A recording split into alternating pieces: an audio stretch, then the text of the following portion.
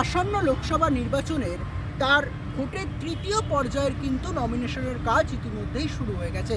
এই নমিনেশনের মধ্যে মালদা উত্তরের ক্ষেত্রে যদি নজর রাখি, তৃণমূল কংগ্রেসের থেকে জমা পড়েছে যে নমিনেশন ফাইল, তার সংখ্যা পরিসংখ্যান এসে দাঁড়িয়েছে 10টি, এবং তার পাশাপাশি 8 নম্বর মালদা দক্ষিণের ক্ষেত্রে 7টি জমা পড়েছে নমিনেশন, যার মধ্যে তৃণমূল কংগ্রেস একটি, বিএসপি একটি, সিপিএম 0, এর পাশাপাশি আইএনসি একটি, অন্যান্য যে সকল দলগুলো রয়েছে সেগুলোর ক্ষেত্রে মূলত 4টি। 9 নম্বর জঙ্গিপুরের ক্ষেত্রে সব মিলিয়ে 6টি, যার মধ্যে তৃণমূল কংগ্রেসের তরফ থেকে একটি এবং বিজেপির তরফ থেকে একটি, আইএনডি তাদের তরফ থেকে একটি এবং অন্যান্য যে দলগুলো রয়েছে তাদের তরফ থেকে মূলত 3টি। 11 নম্বর মুর্শিদাবাদের ক্ষেত্রে যদি নজর রাখি, সব মিলিয়ে সেখানে নমিনেশনের সংখ্যা এসে দাঁড়িয়েছেন 9টি, যার মধ্যে একটি হলো তৃণমূল কংগ্রেস, একটি হলো বিজেপি এবং আইএনডি সেখানে একটি, এবং অন্যান্য দলগুলি মূলত পেয়েছে নমিনেশনের ফাইলের সংখ্যা 6টি।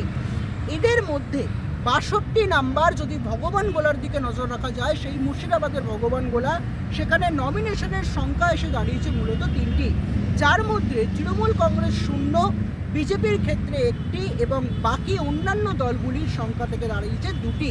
তার পাশাপাশি ইতিমধ্যে লোকসভা ভোটে প্রথম পর্যায়ে যে 3টি লোকসভা কেন্দ্রের কথা বারংবার নির্বাচন কমিশনারের তরফ থেকে জানানো হয়েছে, এই 3টে লোকসভার কেন্দ্রের মধ্যে সবচেয়ে গুরুত্বপূর্ণভাবে উল্লেখযোগ্য হলো আলিপুরদুয়ার, কোচবিহার এবং জলপাইগুড়ি।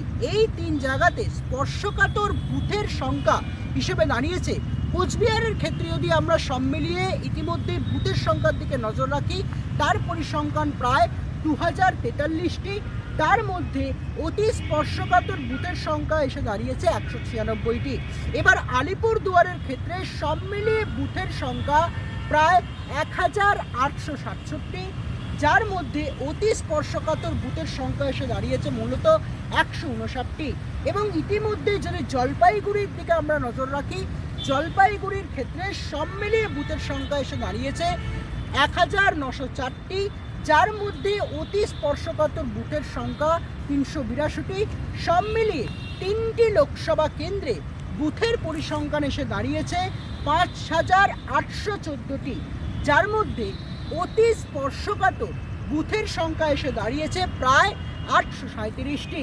ইতিমধ্যে নির্বাচন কমিশনারের কাছে যে কমপ্লেন এসে জমা পড়েছে এই 3টে লোকসভা কেন্দ্র থেকে, যেখানে প্রথম পর্যায়ের যে ভোট, তার মধ্যে উল্লেখযোগ্য কোচবিহার, আলিপুরদুয়ার, জলপাইগুড়ি, এই 3টে যে লোকসভা কেন্দ্র থেকে কমপ্লেন সেশন এসে নির্বাচন দপ্তরে এসে জমা পড়েছে মূলত 9730টি, যার মধ্যে কমিশনের তরফ থেকে ব্যবস্থা গ্রহণ করা হচ্ছে এই 3টি লোকসভা কেন্দ্রের জন্য 8397টি, যার মধ্যে বাকি 5টা পেন্ডিং রাখা হয়েছে এবং পরে এদের ওপর ব্যবস্থা গ্রহণ করা হবে।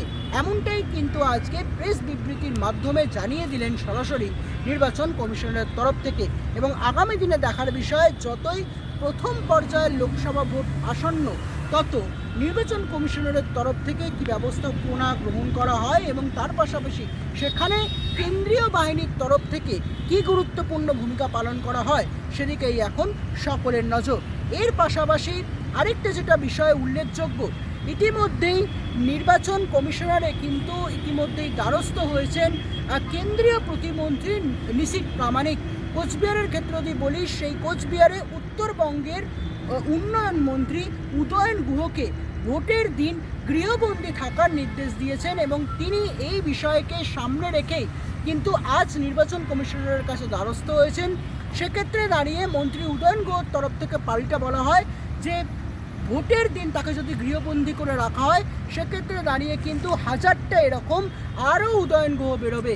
এখন দেখার বিষয়, প্রথম পর্যায়ের যে ভোট, যেটি 19শে এপ্রিল, এ রাজ্যে আসন্ন 3টি লোকসভা কেন্দ্রে কোচবিহার, জলপাইগুড়ি, আলিপুরদুয়ার, এই কোচবিহারের ক্ষেত্রে কতটা শান্তি শৃঙ্খলভাবে, পরায়ণভাবে এবং কতটা সুশৃঙ্খলভাবে এবারে প্রথম দফা যে নির্বাচন লোকসভা ভোটের, সেটা কতটা সুশৃঙ্খলভাবে হয়, সেদিকেই কিন্তু এখন গোটা বাংলার মানুষের নজর। থাকবো এই সংক্রান্ত গুরুত্বপূর্ণ খবরে নজর রাখুন শুধুমাত্র ভিশন প্লাস নিউজে। কলকাতা থেকে বিদীপ্ত বিশ্বের রিপোর্ট, ভিশন প্লাস নিউজ। আমরা সততার সাথে